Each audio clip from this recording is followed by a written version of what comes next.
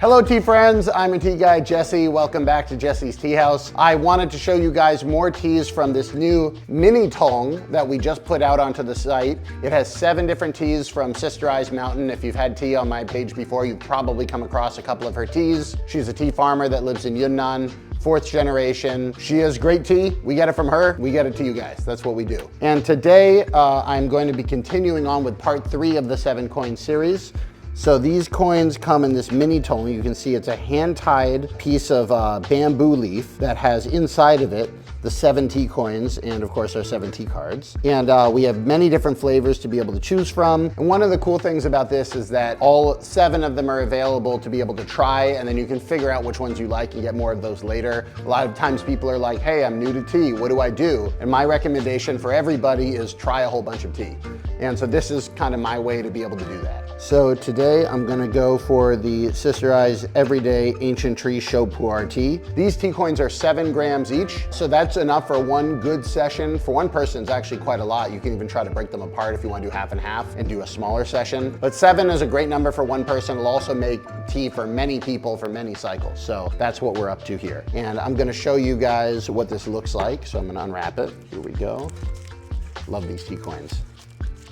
By the way, little detail here, you'll notice every tea has foil on the outside and then paper on the inside. This is because we want the tea to be able to keep its flavor inside. When we were making these tongs, one of the concerns that Sister I had was that the tea would 传味. It would like pass the flavor from one tea onto another just because they were so close. And we did some tests and we realized if we put 2 layers, you can really put 7 of them into one tong and you're not gonna have like flavor transfer between them. That way you can try each tea the way it was meant to be tasted.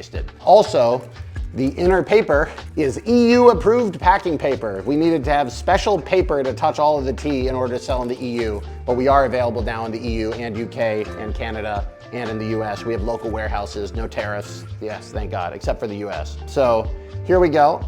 There's our tea coin. Yeah, beautiful tea coin. These are royal pu'er tea leaves, which are a very small leaf. This is a little bit different from the big leaf pu'er that you see from other types of plants. And that's just because this makes really good Shou Pu'er. So if you've had pu'er before, you'll notice there's always 2 types. There's the raw pu'er and the cooked pu'er. The raw pu'er is the really like yellow or dark gold if it's been aged. It's astringent, it's very strong. It can be a little bit much on the stomach if you haven't drunk anything, you get a lot of energy. The Shou Pu'er, which is what we're drinking now, is post-fermented. It's those leaves, but instead of aging them regularly, they put them into a giant pile. I have a big video with my friend Dui Dui where he has piles and piles and piles of this stuff that's undergoing the post-fermentation. 对这个说普洱茶的这所说的发酵，它不是说你放了酵母或者其他的东西没有而发酵，任何都没有，就是时间氧化，还有这个水分的这个蒸发是吧？对，茶叶水，然后产生温度，就像一块布一样。冷的时候给它盖上去，热的时候给它打开，就像人盖被子一样。普洱茶的发酵不在双手，在心间。And the end result of that is it comes out really dark, really earthy, good on the stomach. This is always my, like if I have a stomach problem, this is the tea that I drink. If I'm just kind of feeling like, you know, I want something warm and soothing, this is the tea that I drink. So let's give it a try. Here we go, drop it in the coin. Look at that, beautiful. Oh, I filled it a little high. By the way, if you ever fill your gaiwan up this high, this is too high. You're gonna burn your fingers, and a trick you can do is just whoop, get it out there to the point where you're comfortable. If you were in a high-end tea house, could you dip out a little bit of the tea like that? Probably not, but you're not in a high-end tea house. You're making tea for yourself. Don't worry about it. Don't like do this whole like macho thing and then you're like, I'm gonna burn my hands anyway in order to make this tea. It doesn't need to be like that. All right, here we go. The first steep for these coins is a wash, and part of the reason of that is that you're gonna see, hold on. First of all, fragrance, I distracted myself. Really nice, earthy. Doesn't have that fishy flavor that you can get if you have low quality pu'er. Nice kind of like fermenty smell. This tea can have a little bit of an interesting flavor and smell to it if you've never had cooked pu'er before. So be ready that it may be a little bit different than what you're expecting if you've never had that sort of post-fermented tea before. And the first steep is used as a wash. We pour it out over the tea pets. We got crispy bacon. We got Xander. And we got Nugget, who's looking at you guys. So second steep here. Here we go, second steep, and immediately you see it's already way darker. That's why you want to do that wash steep. You can advance to this stage right away. Here we go. That was a very short steep, you know, 10 seconds, 15 seconds. Very, very cool. Let me get this over here. Very dark, very warming. It's gonna get even darker in the future steeps, I expect. Here we go. Cheers. Very good. I sometimes say it's a little bit like drinking an old library. It doesn't sound appealing in those words, but it is really a nice flavor.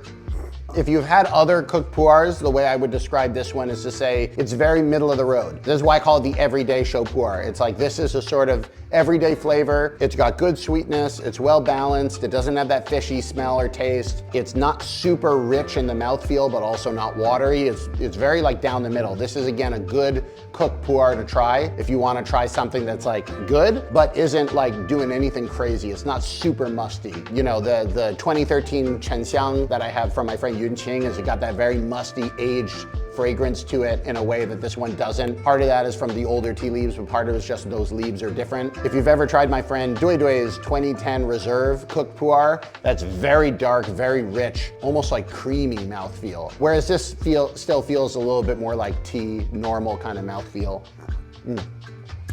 Very nice. As I said before, this is the royal pu'er, so you can see the leaves are actually quite small. This was part of the problem before. We had problems pressing these tea coins because the leaves would be a little bit too small. But you can see here, bam, immediately, very dark. Look at that, like it's already ready to steep. Real time, people. Let's get the second steep out. And I know I'm mixing it with the first steep, but I have to drink a lot of tea today, so I'm kind of getting through it. Here we go. Yeah, look at that, look even darker, but very beautiful color there. You know, it never occurred to me I was gonna be showing you all the messy part of the room. The other side of this, got the chair up over here. I'm making it work, people. We're making it work with what we got. Here we go. Look at how nice that color is. Very smooth, silky. Love this. Here we go. This is the third steep, second one we're drinking. And now it's really coming through. There's like a richness there in the second steep that wasn't there in the first. The earlier steeps of teas in general, but especially these Shou Pu'er, they tend to be a little bit sweeter. The body comes out in the middle, and then it kind of weakens out as the tea leaves get used up. One of the things I really liked about this tea when I had it at Sister Ai's place back in Yunnan was that it feels very approachable to me. Sometimes when I have new tea people come over and they're like, I don't know if I want to try that, it's dark, it's like whatever. You take a sip of this and it's different from what you might have had previously, but it's also very warming. And it's like, it's not scary, you know, like in some ways, like I've seen some cooked pu'er that's like, you know, really kind of dank. You smell it, you're like, whoa, what is that? I've never smelled anything like that before, but this isn't like that. Really smooth, and it's got this excellent, great aftertaste as well. A lot of teas, especially as a tea guy, there are a lot of teas that taste good. Fewer teas that taste good and have a really good aftertaste, and that aftertaste is actually a lot of times what we're looking for. In Chinese, they call huigan.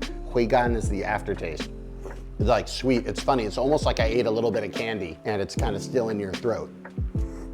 So some of you might be asking, what's the difference between what we're drinking now and the everyday Shou Pu'er tea, because they're both pu'er, right? So pu'er is separated into two different types. So pu'er is produced through a process where you can actually see me on Sister Ai's mountain making this stuff, the everyday Shou Pu'er tea. You go through a process where you take the leaves, you knead them, you heat them over a wok, you roll them again, you sun dry them. This is the process to make raw pu'er. If you then take those and put it through the process that my friend Duidui shows in his video with the post-fermentation process, that creates cooked pu'er. So you can create the cooked or Shou Pu'er from any of the raw or the Shou Pu'er leaves. But once you cook it, it turns really dark. You have that very different flavor profile. And so even though they're both pu'er and both labeled as dark tea, really the difference between the Shou and the Shou is so big, I kind of think of them as two different teas in my mind. Have a little bit more.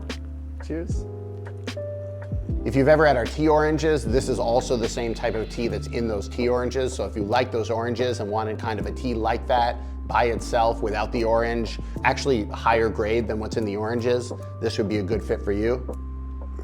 And this is one of the teas that I was really excited to get into the Mini Tong. I think the last time we had a Sister Eyes show on the website was in the very first batch of tea that we did with her in like 2023 or something like that. And we haven't had it on the website in quite a while. We ran out of that other one because it was a 2006. It was like really old. And when we ran out, I asked her to help prep some other ones. And so that's why we have the ones that we have right now. Took a little bit of time to get fermented. They had a batch that they were starting on, but it needed a couple years in order to get to fruition. And so that's what we have right here. These tea coins are available as part of the subscription, depending on what time you're viewing this video. The current subscription started in November, has these. It also comes with an extra baggie of 4 extra coins of the Black Beauty Everyday Shou, which we're drinking now. The Everyday White, Everyday Golden Cake was the 4th one. And that's because those 4 have not been on the shop before. So if there was a subscriber, if you want to subscribe, you can get that. You can get a little bit extra of the ones that you may not have tried before. And of course, we also have them in the big tongs, 50 grams of each of them. So instead of a coin, it's a full tea cake. We spent $9,200 on pesticide testing, heavy metals testing, all the EU tests, all the UK tests, all the Canadian tests, all the US tests, multiple rounds of testing to make sure that everybody knows that this is the highest quality stuff that you can get. Able to be imported into the EU, which is like a really hard market to do it. If you guys have been following the channel, you've seen my 2-year odyssey of trying to get good tea into the EU and having to deal with the regulations. But the benefit is that these are through, and we're planning on keeping all of these in stock. The 7 different teas plus the Golden Pearl Oolong is in the current sampler box, and all 8 of those teas are going to be available at all markets around the world. This is really my lineup of teas that I'm hoping people are going to be able to give them a try if you guys have been wanting to try the good stuff. One last thing I just want to say before we do our final steep and we head off on this video is that I've shown Sister Eye a lot of your comments to say that you guys love her teas. She loves seeing the comments that I screenshot and then translate for her. You know, it's really cool that we have this family that we've been working with, that we're able to kind of build a connection, a long-term connection with people over in Yunnan and have good trust on all sides of the issues. That she really knows that if she handles the quality of the products and she makes really good tea, that she's gonna have a place to be able to sell them. I'm gonna be able to take them and do all this paperwork stuff, which she never would have been able to do by herself, and then we all kind of win together. I just think it's a new, better way of doing tea compared to a lot of the old school, like, you know, mass plantation stuff that came out of like the colonialist period. Not that like you need to buy your tea, not that there's anything inherently evil about buying tea from one of the former colonies or whatever, but it really is done in a different way when it's done in China, in Yunnan, where the tea trees are originally from. And Sister Eye's been such a great partner, so always happy to reward her good work with more orders. I'm gonna drink this last one so you can see the next steep in a pure way. Here we are, boiling water into the gaiwan. Beautiful, super dark, super rich. Look at that.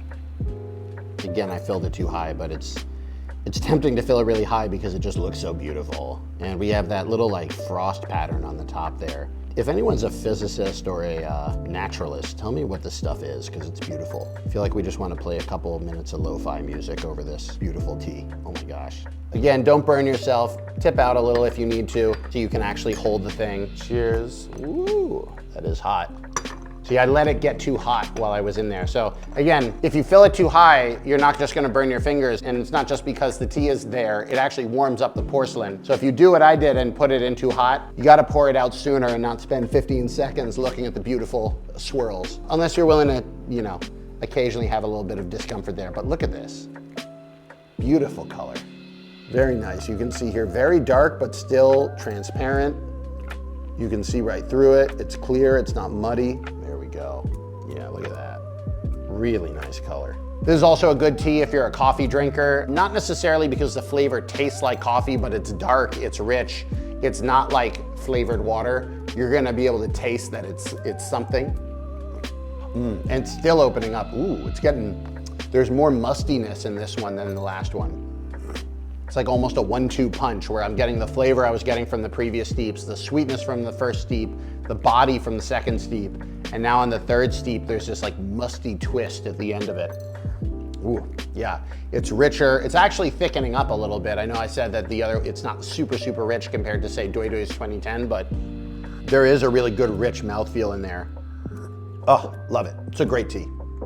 Anyway, thank you guys so much for your support. If you have any questions about this tea or any of the teas in the new lineup, let me know. Always happy to be able to get you guys the good stuff. And I've been getting a lot of videos and pictures of you guys enjoying your mini tongs, and you know, it's just a super great stocking stuffer, just saying it. I don't know if Christmas has passed by the time you see it, but you can stuff socks whenever you want, right? You know, you're the master of your fate.